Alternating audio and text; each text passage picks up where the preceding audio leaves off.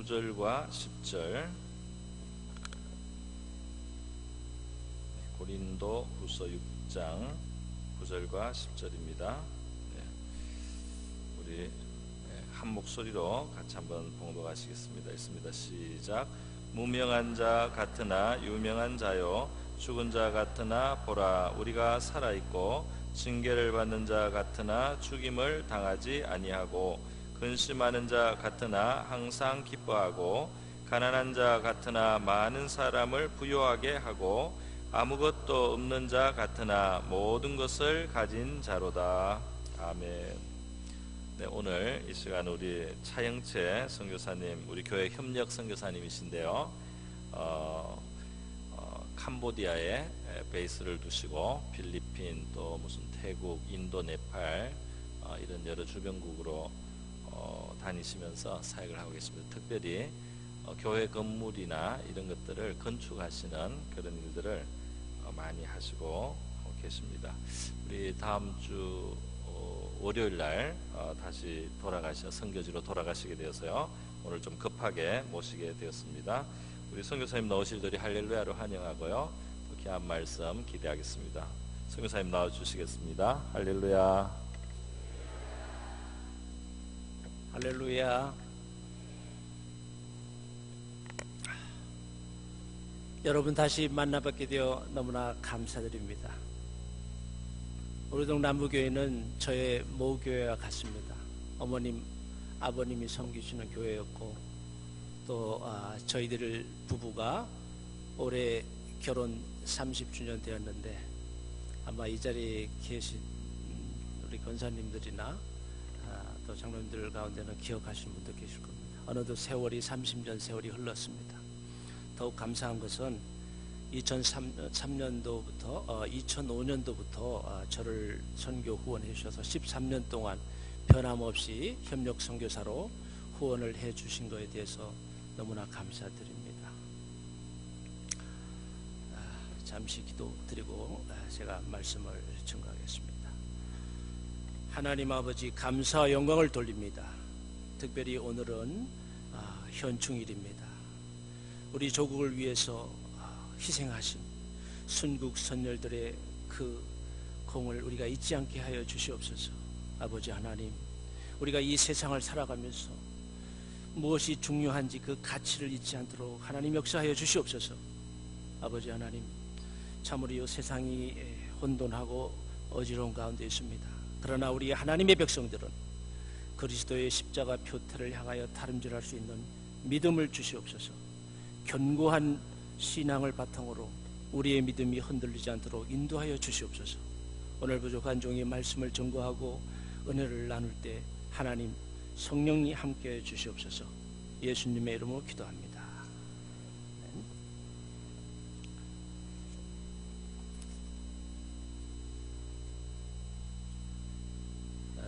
고린도후서 6장의 9절부터 10절 말씀을 본문으로 해서 제목을 하나님이 기억하시는 존귀한 삶, 제가 이제 제목을 이렇게 정했습니다.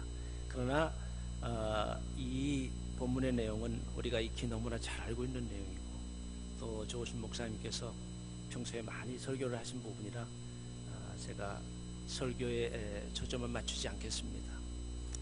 제가 남부교회 또 협력 선교사로서 그동안 어떻게 또 선교를 해왔고 앞으로 또 어떻게 선교를 할지 여러분들에게 또 이렇게 보고하는 그런 시간으로서 또 저의 삶에 대해서 좀 간증을 드릴까 합니다.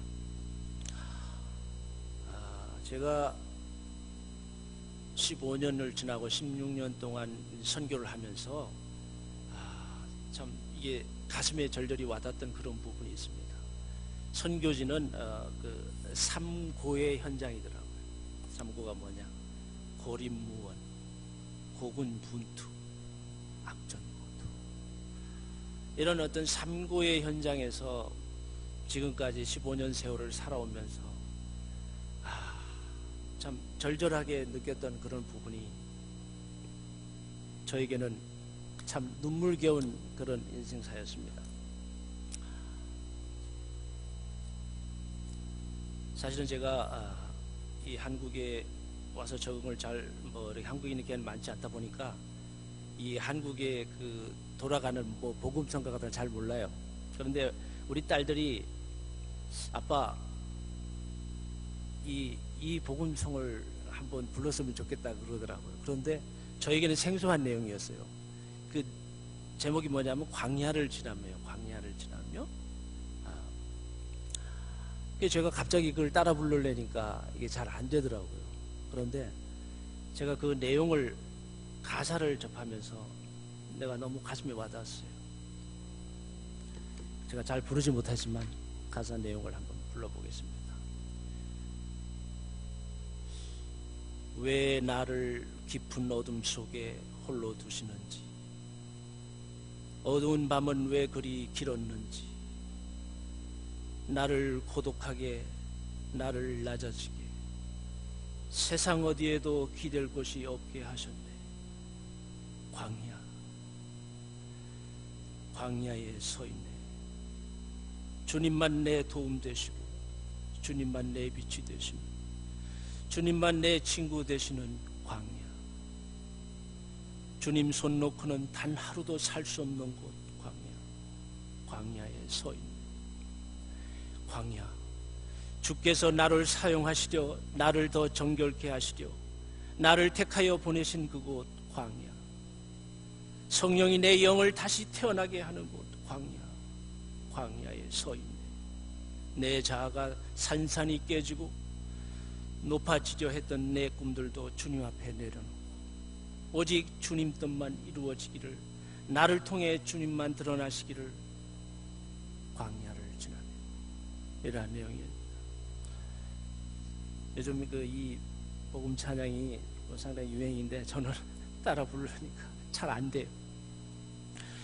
왜 나를 깊은 어둠 속에 홀로 두시는지, 어두운 밤은 왜 그리 길었는지, 나를 고독하게, 나를 낮아지게, 세상 어디에도 기댈 곳이 없게 하셨네. 광야. 참 외롭게 고군분투하면서 15년 세월을 선교지에 보냈습니다. 그런데 너무나 감사하게도 하나님께서 인도해 주셔서 오늘 본문의 말씀에 정말 무명한 자 같으나 유명한 자요, 죽은 자 같으나 보라 우리가 살고, 징계를 받은 자 같으나 죽임을 당하지 아니하고, 근심하는 자 같으나 항상 기뻐하고, 가난한 자 같으나 많은 사람을 부유하게 하고, 아무것도 없는 자 같으나 모든 것을 가진 자로다. 할렐루야. 여러분, 차영재 선교사는 정말 대한민국의 선교사들 가운데 가난한 선교사로는 아마 1등일 것입니다.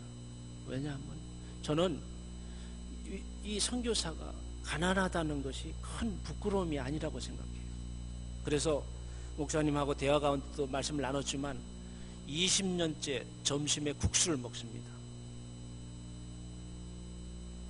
개척 목회를 한국에서 7년 동안 하면서 하루에 한 끼는 하나님께 검소하게 드리려고 해서 국수 먹기를 시작했는데 어느덧 선교지에 가고 우리의 삶이 넉넉하지 않았어요.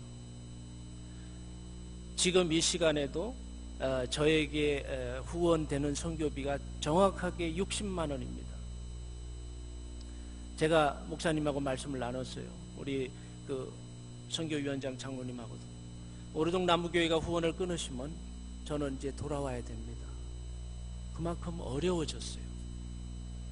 그러나 그래도 하나님께서 사명이 있어서 저를 붙드시고 사용하신 줄로 믿습니다. 사도 바울은 오늘 본문의 말씀을 통해서 고린교의 그 성도들에게 자신의 복음 전하는 그런 직분이 하나님으로 말미암았다는 어떤 그 신적 기원의 증거를 고난 중에서 도우시는 하나님의 은혜를 증명하고, 성도의 신앙이 복음의 능력으로 실생활에 그대로 적용되지 않으면 무의미하다는 것을 기록하고 있는 내용입니다. 그리고 이러한 복음의 능력은 그리스도의 사랑을 깊이 인식할 때만 가능하다고 역설하고 있습니다. 십자가의 도가 멸망하는 자들에게 미련한 짓이나 구원을 얻는 우리에게는 하나님의 능력됩니다. 할렐루야. 내가 그리스도를 위하여 약한 것들과 능력과 궁핍과 곤란을 기뻐하노니 이는 내가 약할 때 곧 강함이니라.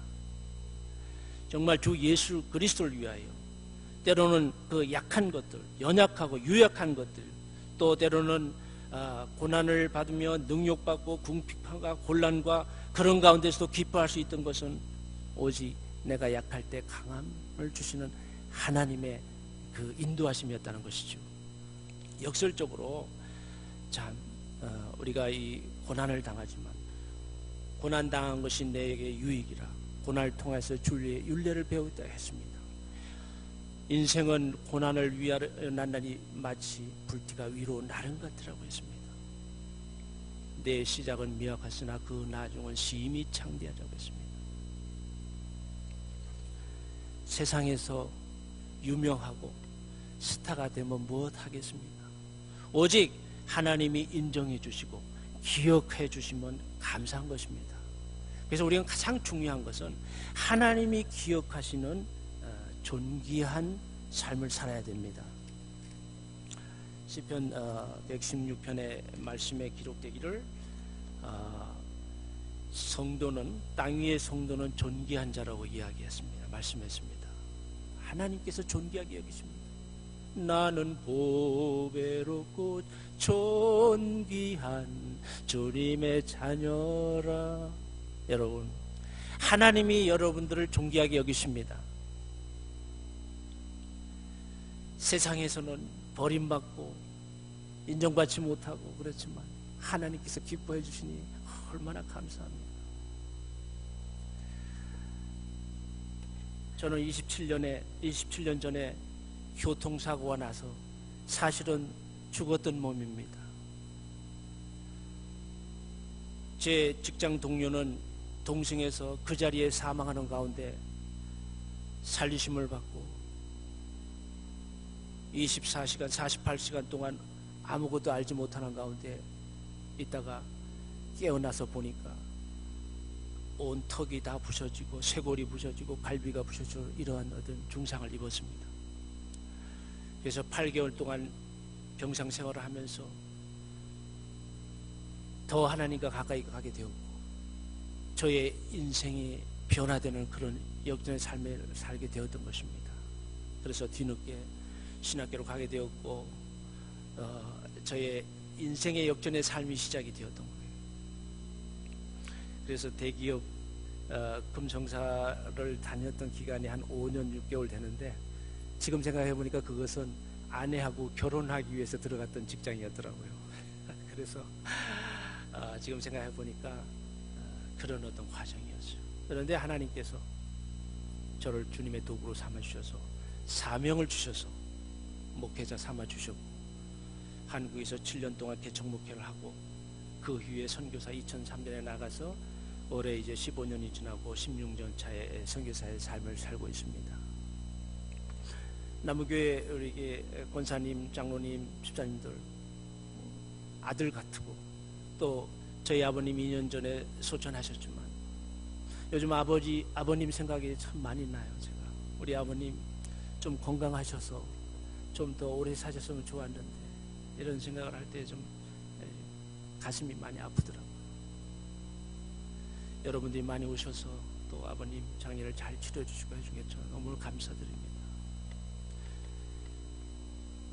아버님의 사랑을 많이 보지도 못했지만 또 아버님께 효도 한번 못한 아들, 아버님께서 얼마나 제가 선교사 나간 게 기쁘고 좋으셨으면 선교사 임명장을 복사해가지고 다니시면서 우리 아들이 선교사 되었다고 그랬던 아버님이셨습니다.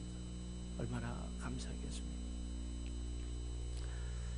많은 이야기들이 있지만 장시간 이야기는 할 수 없고 제가 이제 캄보디아 선교사로 지내면서는 캄보디아에서는 그 우물을 파주는 선교 사역을 했습니다. 그래서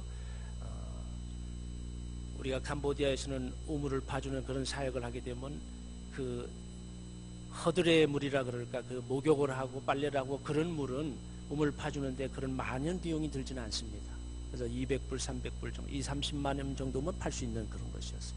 그런데 제가 현지에 가서 자전거를 타고 현지에서 관찰을 해보니까 그런 우물이 너무너무 많이 있는 거예요. 보니까 한국의 선교사님들 아니면 개인들이 와서 파준 우물도 너무너무 많았어요. 그런데 사실 그것들이 방치가 돼서 망가져서 사용하지 못한 것도 너무 많았어요. 많이 안타까웠어요. 그래서 기왕이면 저들이 먹을 수 있는 물을 좀 한번 파주면 어떨까. 그래서 알아보니까 그 물은 상당히 비용이 좀 많이 들어갔어요. 4,000불에서 3,500불에 4,000불 정도, 우리 돈으로 한 400만 원 정도 들어가는 비용이 되면 깊이를 한 70m 이상 깊이 파서 그 물을 받게 되면 먹을 수 있는 물이 된다고 하더라고요. 그래서 제가 그 선교 그 스프링 워터를 파주는데, 사실 그 하나 파주는데도 하나를 파준다 그래도 4,000불의 돈이면 1년에 400만 원인데 한 달에 40만 원 이상씩 선교 후원이 들어와야 돼요. 쉽지 않은 상황이었어요. 그러나 기도하는 가운데 카나다에서도 보내주고 또 어디서 보내주고 해서 이렇게 기금이 마련돼 가지고 두 곳에 초등학교 하나하고 또 아주 못 사는 마을에 우물을 파줘서 정말 그 선교 그 깊은 우물을 파줄 때 저들이 너무 기뻐하고 좋아했던 그런 장면들 있었습니다. 그래서 그런 선교 우물을 파주었고, 그리고 또 어려운 그 고아원을 돕는 그런 이제 사역을 했습니다. 그래서 2년 동안의 캄보디아의 삶을 마치고 주보에도 보니까 여기에 보니까 캄보디아 선교랍니다. 그래서 사실은 캄보디아의 베이스를 두고 저는 사실 필리핀에서 10년 동안 하나님과의 약속의 그 선교 생활을 마치고 우리 가족들은 이제 아내와 두 딸들은 철수를 했습니다. 그래서 두 딸들은 현재 작은 딸은 크리스천 학교 대안학교의 교사로서 6년 7년째 지금 이제 근무를 하고 있습니다. 그리고 또 큰 딸은 또 영어 유치원에서 또 교사로 이렇게 있습니다. 그래서 아내와 두 딸들은 한국에서 지내게 됐고, 저는 필리핀 사역을 마치고 난 이후에는 순회 선교사로서 사역을 합니다. 그래서 캄보디아에서 2년 사역을 하고 또 그 다음에는 태국, 또 그 다음에는 인도 이렇게 움직이다 보니까 제가 이제 그 인도에 가게 됐습니다. 인도에 하나님께서 인도에서 가게 되었는데, 제가 이제 그 현재 네팔에 사역을 하고 있는 네팔의 교회가 지어지게 된 그 스토리에 대해서 지금 말씀을 드리겠습니다. 인도의 그 다질링이라고 하는 2,000m 되는 도시에, 거기는 예전에 그 영국에서 영국이 이제 식민지일 때 인도 그 다질링이라는 높은 고지에 차를 재배하는 그 차로 유명한 곳입니다. 그래서 다질링 차는 굉장히 그 세계 차로 유명한 곳입니다. 그래서 그 지역을 가게 되었는데, 이제 거기서 제가 이제 지내면서 어떤 사역의 그런 것을 찾다가 우연히 그 웨스트 벵갈에서 가장 높은 산을 트레킹하겠다는 계기가 돼서 제가 거기 갔는데, 산을 올라가다 보니까 그 고지가 3,600m쯤 되는데 이제 날이 저물게 되어서 한 3,000m쯤 되는 어느 산속 마을에 제가 머물게 되었어요. 그런데 그 마을이 바운드리가 인도하고 네팔하고의 국경이었어요. 그런데 그 조발이라고 하는 마을이 네팔 쪽에 많이 치우쳐서 거기는 네팔 땅인 것이에요. 근데 이제 날이 저물어서 제가 그날 그 게스트하우스, 에베레스트 로지라고 하는 게스트하우스에서 잠을 자게 되었는데 마침 아무도 없었어요. 그래서 저하고 주인 부부하고 같이 대화를 나누는 가운데 있었습니다. 그래서 대화를 나누다 보니까 당신은 내가 보기에는 크리스찬 같다는 얘기를 하는 거예요. 주인 그 아주머니가. 그래서 그러냐고 내가 뭐 이제 그냥 긍정도 부정도 아니고 그냥 듣고만 있었습니다.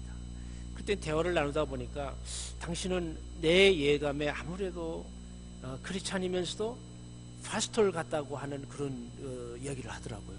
그래서 어떻게 그런 감을 잡았는가 저도 놀랐죠. 그러면서 이 그 아주머니가 이제 이름이 애니였어요. 애니가 잠깐 어디 가더니 이렇게 종이 박스 같은 박스를 가져오면서 저에게 보여주면서 무언가를 보여주더라고요. 보니까 복음지였어요. 보니까 이렇게 조그만 복음지에 네팔 언어로 번역이 된 요한복음, 하나님이 세상을 이처럼 사랑하사 독생자를 주셨으니 이는 저를 믿는 자마다 멸망치 않고 영생을 얻게 하심이라. 그것을 번역한 그런 복음지였죠. 그래서 제가 그 순간에 하나님의 종으로서, 선교사로서 마음의 찔림이 넘어왔어요. 그러면서 고백을 하는 거예요. 이 마을에는 예수 믿는 사람이 아무도 없다. 내가 오직 한 사람이 크리스찬인데 이 50여 가구 되는 이 마을에 내가 시집을 오게 돼가지고 복음을 전하는 이런 가운데 있다고 합니다. 그러면서 이 마을은 힌두교하고 불교이기 때문에 예수 믿는 그런 것을 생각조차 못한대요.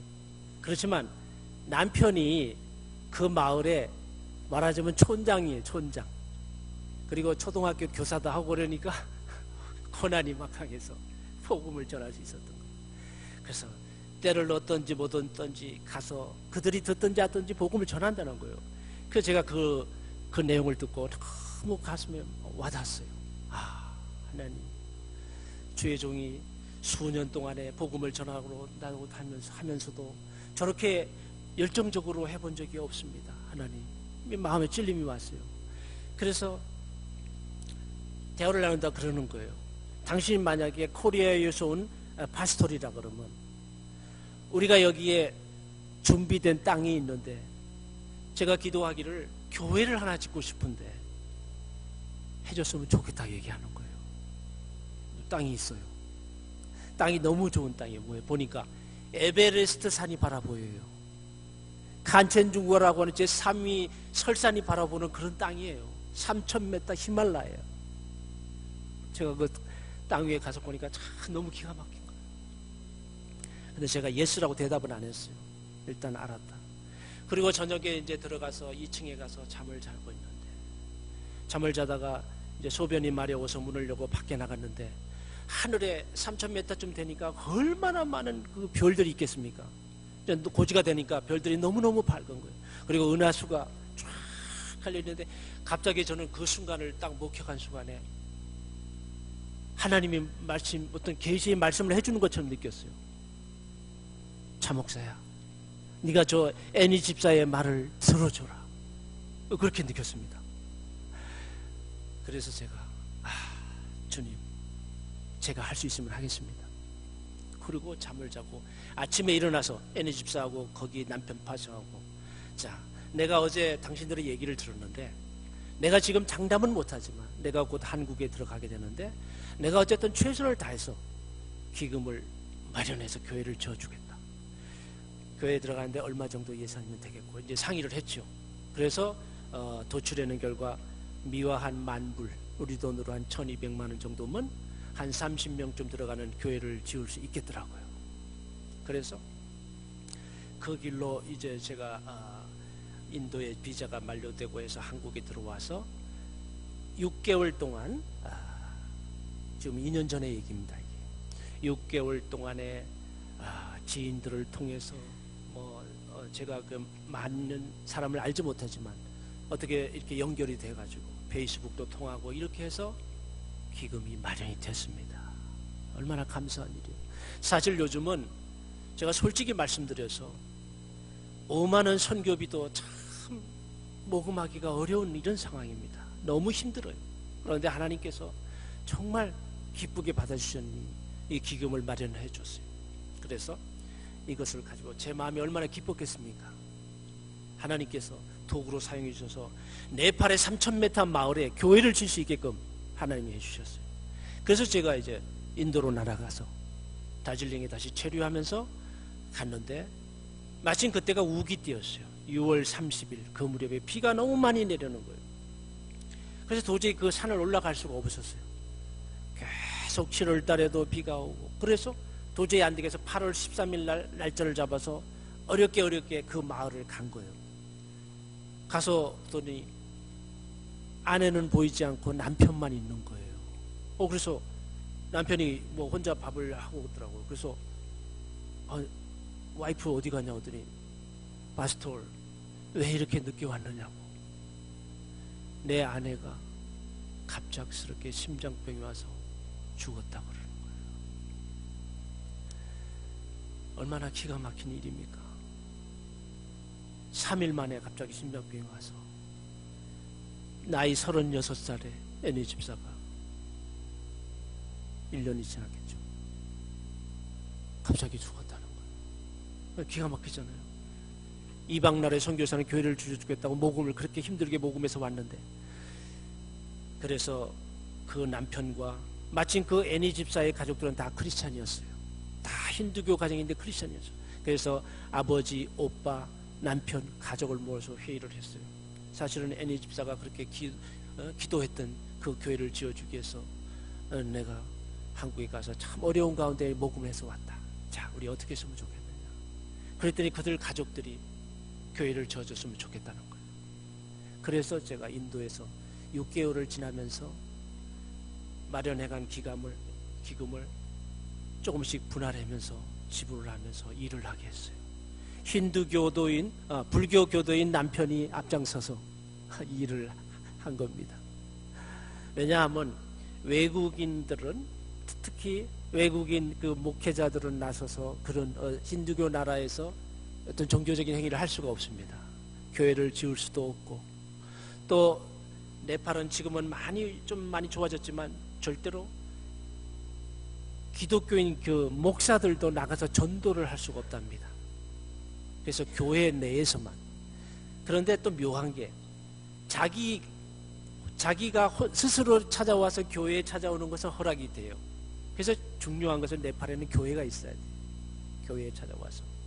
그렇게 지금 네팔은 그렇게 좀 엄격합니다.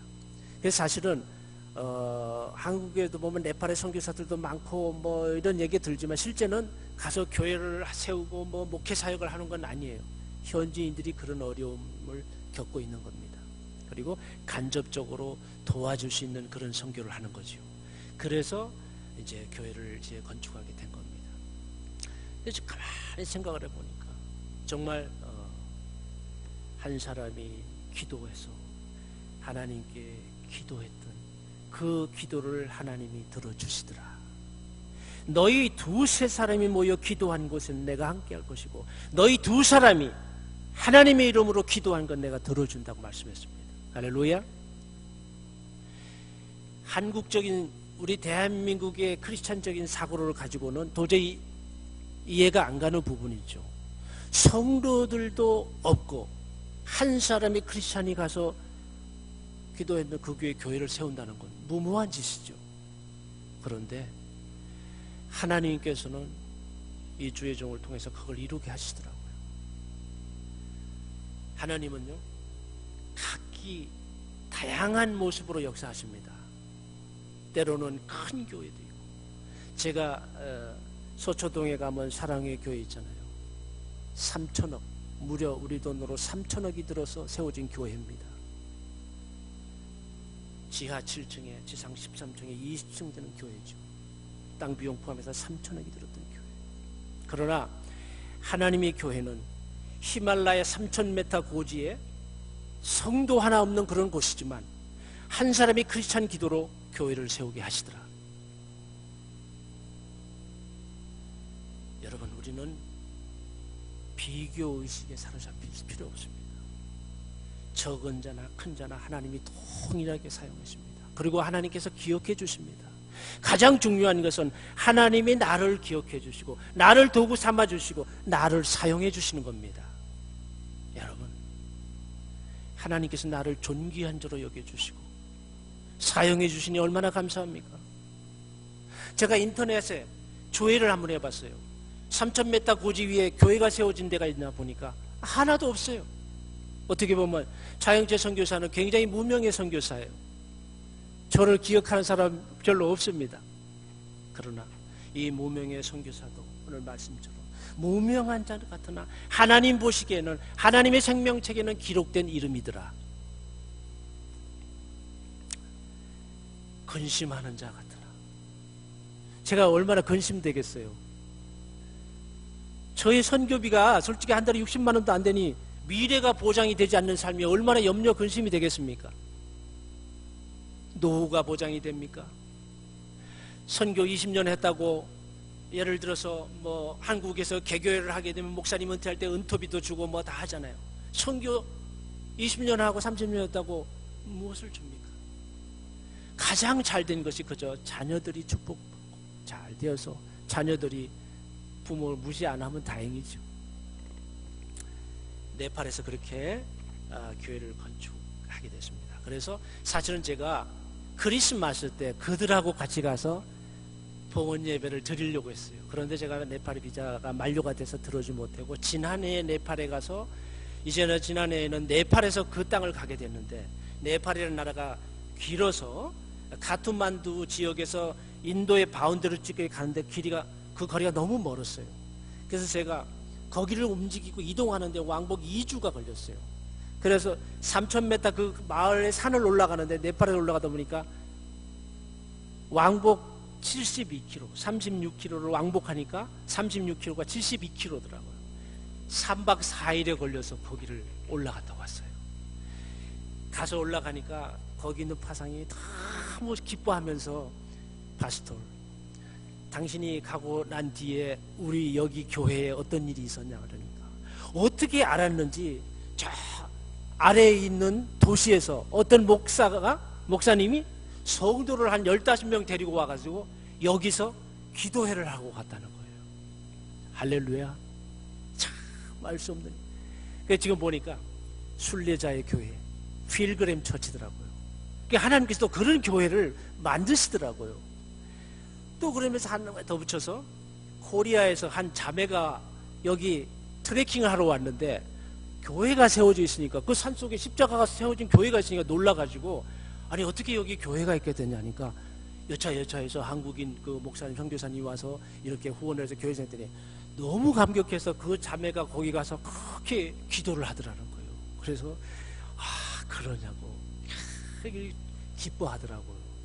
참 제가 너무나 감사한 거예요. 사실은 그들이 크리스찬은 아니지만 하나님의 교회가 세워진 걸 기뻐하고 또 그 애니 집사의 가족들이 다 크리스찬이다 보니까 다질링에서 그 가족들이 가끔씩 와서 또 교회를 들어주고 예배를 드려주고 하더라고요. 이게 하나님께서 그런 어떤 교회를 또 세워주시더라고요. 이게 제가 약속했던 부분은 어떤 부분이냐, 그 교회를 내가 건축하는 데는 도움을 주지만 그 교회에 목회자를 세우고 설교를 하고 그런 부분까지는 난 타치할 수 없다. 크리스찬인 너희들이 알아서 해라 그랬어요. 그러더니 이제 그런 사역이 이루어졌습니다. 그래서 네팔에 하나님께서 교회를 하나 만들어 주시는데 2년의 세월이 걸려서 만들어 주게 하는 그 사역을 했습니다. 그런데 참 하나님께서 제가 또 생각지 못했는데 네팔에 또 다른 교회를 하나 만드시게 해주신 거예요. 그래서 제가 지금 이제 6월 11일 날 네팔 포카라에 까루무기라고 하는 그 역시 그 시골 마을에 이제 가게 되는데 하나님께서 정말 우연치 않은 그런 계기를 만드시더라고요.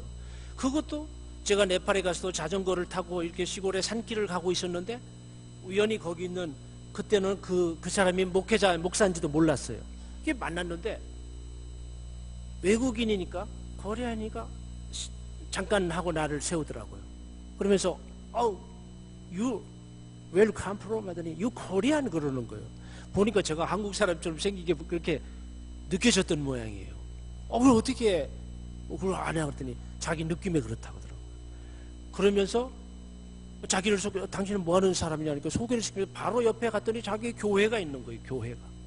그런데 교회가 있는데 교회가 다 지어지지 못하고 절반만 지어진 교회예요. 왜냐하면 돈이 없으니까 마무리를 못 지고 중도에 있는 교회예요. 그런데 또 이렇게 저하고 만나서 그런 인연이 돼서 제가 일일이 다 얘기하지는 못하지만 또 연결이 돼가지고 한국에 와서 또 제가 기도하는 가운데 저의 신학교 동기되는 여자 목사님이 계십니다. 그래서 차를 마시면서 그냥 자연스럽게 얘기했어요. 아, 선교사님 그동안에 어디서 어떻게 선교 사역을 하고 계시고 오셨습니까? 몸은 건강하셨습니까? 이렇게 묻더라고요. 그래서 사실은 제가 네팔에 이러이러한 일이 있어서 기도하고 있는 중입니다 했더니 그 목사님이 들으시더니 제가 이제 그런 얘기를 했죠. 뭐 비용이 우리 돈으로 뭐 한 6,000불 정도 이렇게 대먼 교회를 마무리 줄 수 있는 그런 부분이 있어서 제가 좀 도와주려고 기도하고 있으면 했더니 목사님 그거 하나님께서 제가 하게 하시는 것 같습니다. 이렇게 하더니 제가 하겠다고 그 목사님이 헌신하신 거예요. 사실은 제가 아무리 그 선교 기금을 모으려고 뭐 페이스북에 어디에 통해서 이렇게 SNS 통해로 해도 별 반응이 없어요. 그런데 그 목사님이 하시는 말씀이 있어요. 제가 20년 동안 차 목사님을 지켜보았습니다. 목사님을 보고 제가 헌신합니다. 목사님이 알아서 하실 줄로 믿습니다.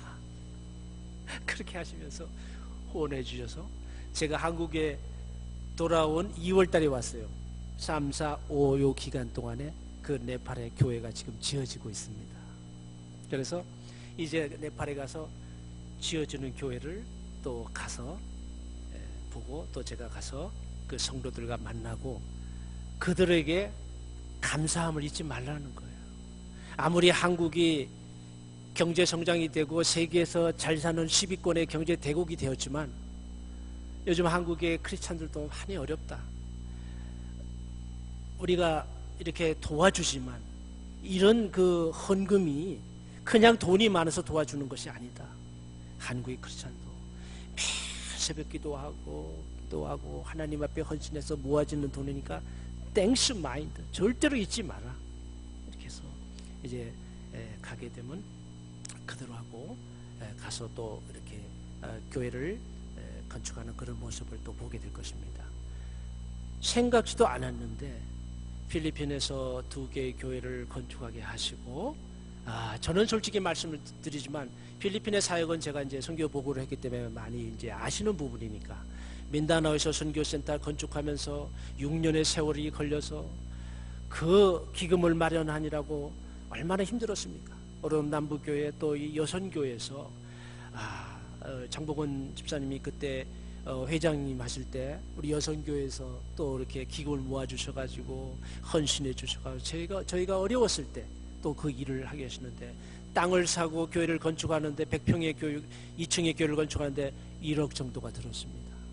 그런데 정말 얼마 되지 않은 선교비를 받아가면서 그 교회를 건축한다는 게 보통 일이 아니었습니다. 거기다가 제가 3 자녀를 교육을 또 시켜야 했습니다. 2 딸들을 대학을 보내야 했습니다. 얼마나 힘들었겠어요. 우리는 정말 먹는 게 김치 하나 담아서 그거 가지고 연명하면서 선교지에 살았습니다. 필리핀에 나가 있는 선교사님들 보라카이고 팔라완이고 어디 다 이렇게 여행도 합니다. 그러나 저희들은 필리핀에서 10년 동안 선교하면서 보라카이 한 번도 가본 적이 없습니다. 오죽하면 9년 만에 제 아내하고 우리 딸들 온 가족이 한국에 처음 나왔겠습니까? 선교센터 건축하면서 우리의 모든 것을 올인했죠. 그러나 하나님께서 저에게 약속해 주신 대로 하나님께 제가 약속하신 대로 10년 동안 딱 사역하는 10년 1개월 마치고 저는 가방 보따리 하나 들고 떠나왔습니다. 그리고는 현지인 목회자 너무 잘하는 사역하는 현지인 사역자에게 위임을 하고 왔죠. 지금 그들은 그 교회를 잘 사용하고 있습니다. 그 교회에서 결혼 예식도 하고 이렇게 잘 사용하고 있습니다. 또 바로 얼마 전에는 판가신안에서 저희들이 건축했던 그 교회가 15년 전에 이미 건축을 14, 15년 됐죠. 얼마 전에 SNS를 통해서 여름 성경학교에 아이들이 모여서 예배하고 막 그런 이렇게 사진을 보내왔어요. 제가 볼 때 너무너무 감사하고 기뻤어요. 우리 교회가 14, 15년 전에 지어졌지만 이렇게 아름답게 사용되고 있구나. 우리 아내하고 우리 아이들도 보고 너무너무 기뻐했어요. 왜냐, 우리가 복음의 씨앗을 뿌렸는데 성장하고 자라서 빛을 보고 있는 거예요. 그때 10살쯤 됐던 아이가 성장을 해서 24살이 되었는데 조인에서 그 교회 여전히 나오더라는 거예요. 얼마나 감사해요. 정말 우리는 씨를 뿌리고 또 물을 주고 하지만 자라나게 하시는 것은 하나님이시다. 여러분, 하나님께서는 세상에서 정말 무명한 자 같고 이름도 없고 별 볼 일 없는 것 같으지만 귀하게 사용하십니다. 우리는 낙심할 거 없어요. 가장 중요한 것은 하나님하고 나와의 관계입니다. 여러분 복 중에 가장 큰 복은 하나님을 알고 하나님을 믿고 천국 갈 수 있는 것입니다. 세상에 있는 좋은 것을 다 취하고 연락하고 좋은 것을 누리며 살아가지만 저들이 예수를 모르고 하나님을 모르면 오직 갈 곳은 한 곳밖에 없는 것입니다. 너희가 그 은혜를 인하여 믿음으로 말미암아 구원을 얻었나니 이것이 너희에게 난 것이 아니요 하나님의 선물이라. 믿음과 구원은 하나님의 선물이죠. 정말 하나님께서 세상의 수많은 사람들 가운데 우리를 만세전에 택정하시고 불러주시고 하나님의 자녀 삼아주시고 세상의 빛과 소금의 역할을 감당해 주니 얼마나 감사합니까? 우리가 죽어서 이 세상 삶을 마감해서 갈 곳이 있다는 것이 얼마나 감사합니까? 우리가 여행을 떠나서 집으로 돌아가는 자기 집에 있는 사람들은 여행자지만 돌아갈 집이 없는 사람은 방랑자랍니다. 여러분, 우리들은 영원한 본향 우리의 집이 있지 않습니까? 현재 우리의 삶은 육신의 장막이잖아요. 장막이라 잠시 머물다가 골로새서 3장 말씀. 잠시 머물다가 잠시 세상에 내가 살면서 찬송 부르다가 영원한 본향 하늘나라. 하나님이 주의 종에게 또 사명을 주셔서 아직까지 참으로 이제 제가 이런 말씀 드려서 죄송하지만 어느덧 나이가 60입니다. 그럭저럭 어떻게 하다 보니까 저도 뭐 이제 내년이면 이제 환갑이라고 그러잖아요. 그런데 뭐 아직 손주도 못 보고 우리 딸들은 아직 시집갈 생각도 못 해요. 남들은 보니까 나 60 나이에 뭐 손주 자랑하느라고 바쁜데 자랑할 것이 없어가지고 뭐 또 그렇습니다. 어쨌든 어떻게 생각하면 적은 나이도 아니고 이제는 인생의 그 내리막길을 이제 걷고 있는 상황입니다. 그러나 그런 가운데서도 아직도 하나님께서 이 부족한 종을 오늘 말씀처럼 귀하게 여겨주시고 사용해 주시니 감사합니다. 말씀처럼 너희는 온 천하에 다니며 만민에게 복음을 전파라. 너희는 가서 모든 족속으로 제자를 삼아 아버지와 아들과 성령의 이름으로 세례를 주고 또한 내가 너희에게 분부한 모든 것을 가르쳐 지키게 할지어다. 보라, 내가 세상 끝날까지 항상 너희와 함께 있을지어다. 예수님께서 사명을 주시고 소명자로 불러주셨으니 우리는 가서 전해야 됩니다. 그러나 여러분 중요한 것은 저는 이제 보내는 선교사입니다. 그러나 중요한 것은 저는 가는 선교사죠. 이제 필드에 가는 선교사입니다. 그러나 배후에서 후방에서 보내는 선교사 역할을 해야 됩니다. 정말 현지에서 수고하고 애쓰는 선교사님들, 파송교회가 든든히 있어서 모든 것이 어려움이 없는 선교사님들은 뭐 괜찮겠지만 그렇지 않은 선교사님들은 대부분이 참 어렵습니다. 많이 어렵습니다. 늘 이렇게 살얼음판을 걷는 것 같고 정말 교회에서 선교 후원해 주면 이제 제일 염려되는 부분이 어쩌면 연말이 지나면 내년도에는 후원이 어느 교회에서 끊을까 이런 어떤 염려가 오는 거예요. 이런 염려 있겠죠. 그런데 사실 저는 다 초월했습니다. 그냥 하나님께서 끊어주시면 끊고 근데 하나님께서 어느 교회에서 딱 끊으면 말이죠. 참 감사하게 또 다른 분이 와서 또 딱 이어주시더라고요. 너무 감사하게 15년 동안 한 번도 빠지지 않고 후원해 주시는 분들이 있습니다. 오늘 남부교회는 이제 14년째지만 15년 동안. 차 선교사님이 무슨 선교하는지도 묻지도 않아요. 제발 좀 교회도 좀 초청해서 이렇게 좀 하라니까, 아유, 그냥 됐다고 목사님이 그러니까, 아유, 후원 조금 하는데, 그러신 분. 얼마나 감사해요. 그리고 후원해 주는 목사님들이 지하교회에서 너무너무 어렵게 선교하시는 분. 제가 그런 후원금을 받아서 가서 교회를 짓고 건축을 하는, 그렇게 사용하는 것. 세상에 우리 한국의 선교사님이 26,000여 선교사님이 있다고 합니다. 그 중에 저도 한 선교사에 불과합니다. 그러나 우리는 이런 것들을 비교할 필요가 없습니다. 하나님께서 각양각색의 모양대로 다르게 다 사용해 주시는 겁니다.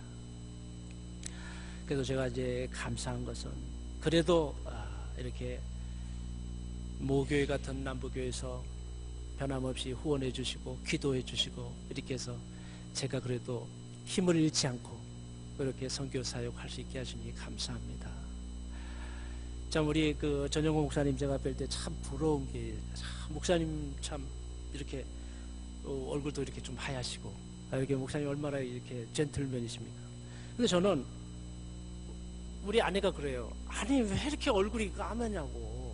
아니 저라고 뭐 얼굴이 까매고 싶어요? 까맣겠어요?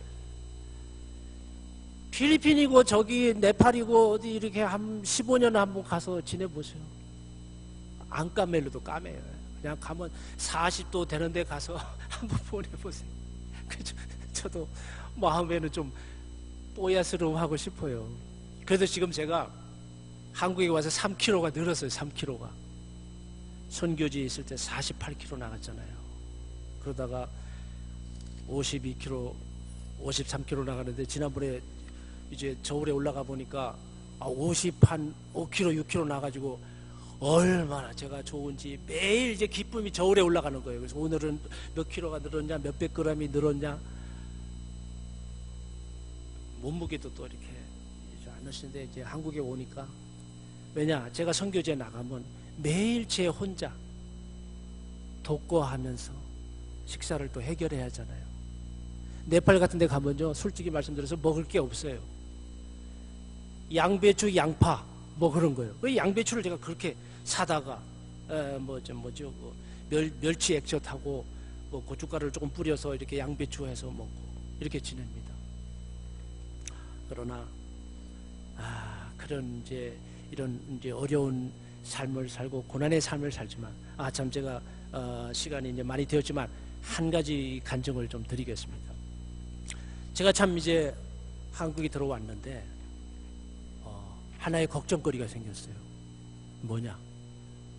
제 아들이 필리핀 마닐라의 산토 토마스 UST 그 메디컬 콜레지 임상병리학과를 지난해 졸업을 했는데, 아들이 의사가 되고 싶어 했어요.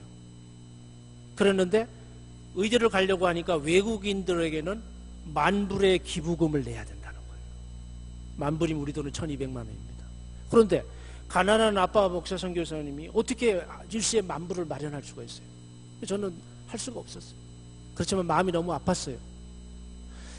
그러고 나가서 이제 선교지에 있다가 돌아왔는데, 아들이 그래도 그 꿈을 잃지 않았는지 막 인터넷을 서핑을 하더니 기붕이 없는 대학을 하나 찾아낸 거예요. 의대를. 세부에 있는 CIM이라 그래가지고, 말하자면 기부금은 없는데 필리핀 3위의 의대를 찾아냈어요. 그러더니 이 녀석이 어떻게 하더니 거기에 인터뷰를 보고 시험을 해가지고 또 합격이 됐다는 거예요. 아빠, 나 의대를 가야 되겠어요. 그러는 거예요. 그런데 야, 아빠 돈도 없고 있는데 후원도 못하는데 어떻게 가니? 이렇게 말할 수 있겠어요? 없겠어요? 그래, 하나님께서 분명히 길을 인도해 주실 거야. 그러고만 있었어요. 왜냐, 4년 동안은 둘째 누나가 크리스천 학교 교사를 하면서 많지도 않은 월급 한 200몇만 원 가운데 전액을 학비와 생활비를 다 대줬어요. 얼마나 힘들었겠어요. 그러니 또 이제 딸들에게 하라고 얘기할 수 없어요. 예, 저는 믿음이 제가 좀 있어요. 하나님이 분명히 해결해 주실 것이다. 근데 여러분, 참으로 감사하게도 제가 요즘은 교회에서 잘 불러주시는 곳이 없어요. 우리 집사람이 오늘 예배 가운데 내가 이렇게 표시를 하니까 알아듣고 사진 한 몇 장 찍었는데요. 아니 어디 교회에 가서 강단에 설교했다고 증거라도 좀 남아야지. 아니 저 양반이 교회 설교하는 목사가 맞아? 이럴 정도로 요즘은 이제 좀 그래요. 그런데 한 곳에서 마침 우리 가족들이 이제 출석하는 성결교회에서 목사님이 좀 이제 초청을 해서 한번 가서 제가 이런 이제 그 얘기를 했어요. 우리 아들이 이렇게 돼서 큰일 났다고 이제 여기 아들이 큰일 났다고는 안 했어요. 그냥 아들이 의대에 떡하고 합격이 됐는데 저는 하나님께서 인도해 주실 거라고 믿습니다 했어요. 그랬는데 아마 제가 그때 그 간증을 하는데 오늘 여기서 한 간증보다는 더 애절하고 절절하게 간증을 했던 모양이에요. 훨씬 더. 그랬더니 그 성도들 가운데 은혜를 입었던 성도들이 있었던 거예요. 결론은 우리 아들이 의대를 가지도 않았는데 4년분의 장학금이 다 마련이 됐어요. 할렐루야. 이거 간증이잖아요. 차성교사님 저렇게 고생을 하고 20년 동안 국수 먹고 양배추 먹고 이렇게 했는데 아니 어떻게 대학을 보내는 줄 알았더니 어느 날 보니까 딸들도 2달 다 대학을 다 졸업했더라고요. 근데 아들을 의대를 보내? 하나님이 하시더라고요. 하나님께서 그런 모든 삶이 감사합니다. 하나님께서 4년 동안에, 그런데 좀 궁금한 게 있죠. 얼마인데 4년 동안 그 100만 원 간지 그건 아니잖아요. 한국의 의대를 이제 제가 기준을 해보니까 1년에 한 1,200~1,300이 들더라고요. 그러니까 필리핀은 그보다는 적게 돼요. 절반 정도가 들어갑니다. 절반 정도의 비용이면 됩니다. 그래서 근데 그 가운데 어느 젊은 집사님 부부가 와서 거기 목사님께 차성교사님 아드님 의대 학비를 저희 부부가 3년분을 드리겠습니다 하고, 그러나 혹시나 선교사님의 간증을 들어서 감동이 너무 됐는데 저희들의 마음이 변할까봐 바로 가져왔습니다 하고 그냥 그 다음날 싸가지고 왔더라는 거예요. 그래서 제가 목사님 이걸 어떻게 해야 됩니까? 저한테 전화가 왔어요. 이것을 목사님 앞으로 보내드리려니까 거기 목사님 생각에 선교사님 너무 가난하셔가지고 갑자기 그 돈을 그냥 다 쓰실 것 같아가지고 도저히 제 마음에는 못 보내드릴 것 같은데 어떻게 되냐고 저한테 상의를 온 거예요. 그래서 근데 제가 그러면 목사님 뜻대로 하시라고 하면 좋은데 제가 또 까칠했던 모양이에요. 아니 그거는요 하나님이 하시라고 한 것 같으면 하나님의 방법대로 하셔야죠. 그분들이 일시에 마음 변화가 가지고 오셨으면 목사님도 마음 변하기 전에 그냥 한꺼번에 그냥 넣으셔야죠. 그래서 그 대신에 저는 그 돈을 사용하지 않습니다. 우리 아들 통장에 넣어주세요. 그 아들 통장에 보냈어요. 저희 아들은 부자가 되어버렸어요 갑자기. 그래서 제가 왜 이 말씀을 드리냐면 아무리 우리가 가진 것이 없고 미래가 보장이 안 되고 이런 삶을 살지만 하나님께서 조혜종의 자녀들도 다 살게 하시고 하시더라는 거예요. 그러니까 우리는 너무 하지만 너희 염려를 다 주께 맡기라 했잖아요. 수고하고 무거운 짐지다 다 내게로 오라 내가 너희를 쉬게 하라. 사실은 우리는 말씀대로 기도할 때는 우리의 염려를 다 주께 내려놓습니다. 이 시간 하나님 응답해 주시고 우리의 문제를 해결해 주십시오 하고 기도하잖아요. 그런데 염려 근심을 항상 안고 살아가더라고요. 근데 저는요 내가 우리 목사님하고 대화 가운데서 말씀을 나눴지만 캄보디아에서 하나님을 만나 뵈었습니다. 정말 하나님하고 만났어요. 아무것도 없는 광야 같은 그런 사막에 자전거를 타고 황토길을 달려가고 있는데 너무나 그 성강 같은 빛이 보여서 제가 그리로 달려갔어요. 그랬더니 거기에는 사막 같은 것이 펼쳐져 있었어요. 근데 뒤에는 물이 흐르니까 찬란한 햇빛에 그 물에 반사가 돼가지고 찬란한 빛으로 보였어요. 그런데 그 앞에 너무너무 아름다운 꽃들이 쫙 펴있다.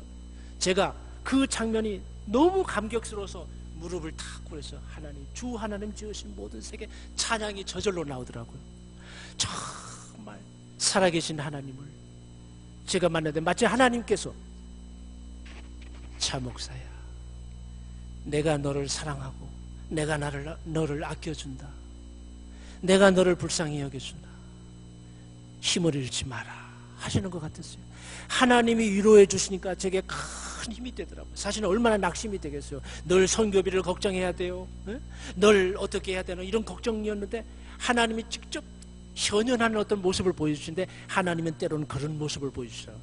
그래서 제가 예수님께서 빈들에서 오병이의 기적을 이루어주는 거지. 그래서 제가 응답받은 게 그때 빈들에서 찾는 행복. 할렐루야. 여러분, 저는 아직 책을 쓰지 않았어요. 근데 이미 제목이 정해졌어요. 빈들에서 찾는 행복. 또 하나의 저는 히말라야의 꽃이 된 애니 집사. 여러분, 제가 그 간증을 했지만 애니 집사의 간증도 정말 놀라운 일입니다. 하나님께서 정말 우리가 생각하지 않은 이런 부분에서도 하나님이 섭리하시더라고요. 성도가 하나도 없고 그런 마을에도 저 깊고 깊은 산속 오막살이에도 단일종이 울린다.